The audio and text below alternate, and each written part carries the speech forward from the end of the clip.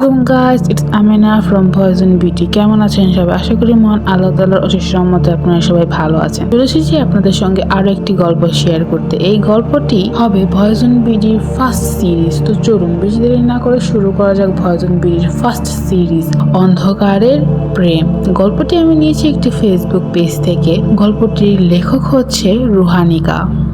তো রুহানিকা যেভাবে লিখেছে আমি সেভাবেই বলছি। সিলেটের এক শান্ত গ্রামে থাকতো নাসিফা। বয়স মাত্র 22।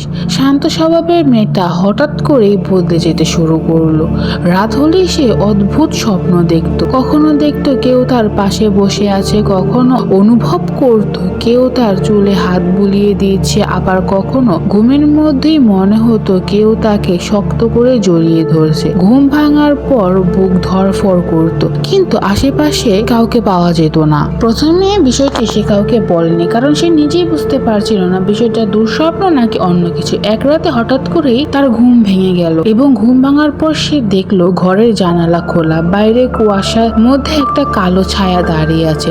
ছায়াটা ধীরে ধীরে বলল, আমি তোমাকে অনেক আগে থেকে ভালোবাসি। নাফিসা চিৎকার করতে গিয়েও পারল না, তার গলা যেন কেউ চেপে ধরেছিল।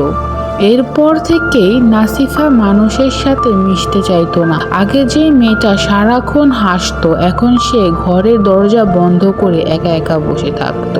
আর তার মা প্রায় বলতো, তোর কি হয়েছে মা? কিন্তু নাসিফা উত্তর দিত না।